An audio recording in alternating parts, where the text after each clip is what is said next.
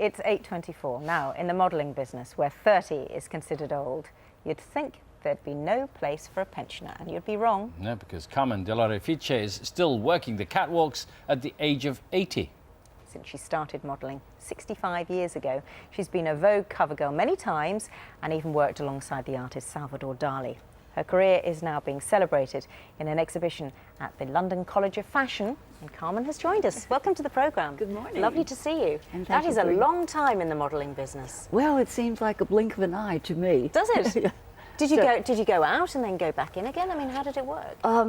Well, I've had wax and wane, you know, like the ocean. Some years I'm more popular than other years.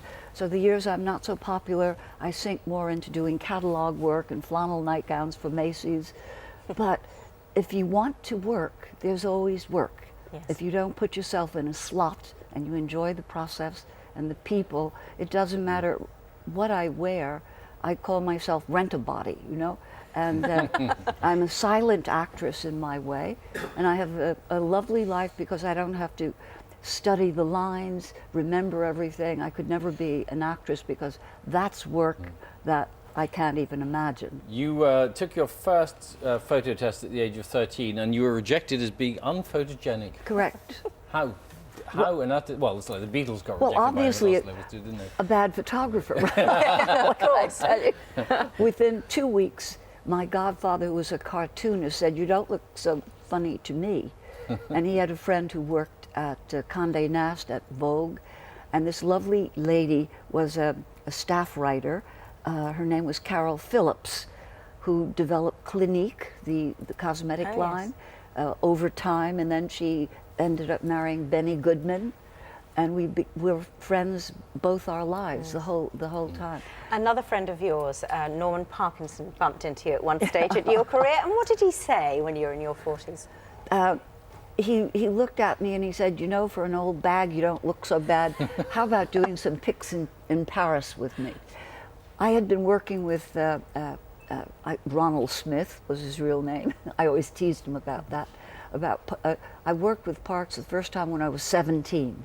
So imagine the longevity of the working career with someone. Yes. And by the time I was 17, I'd already worked with Horst, Penn, Cecil Beaton, another, you know, great human being who contributed so much to my young girlhood. And then there was Erwin Blumenfeld, who did my first cover. And I had all these wonderful surrogate gentlemen around me from my young girlhood. And it's been a wonderful life. But the world was so different then. The world is not the same. Now, how do you stay looking so good? I work at it. Yes. Yeah. Doing what? Where there is are lots the of women you who must are know watching where the us who are fountain of desperate youth to know is, what yeah. your secret is.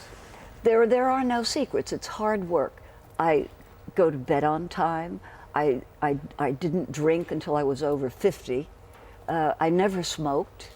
I enjoyed being physical. I was a ballet dancer earlier in my life.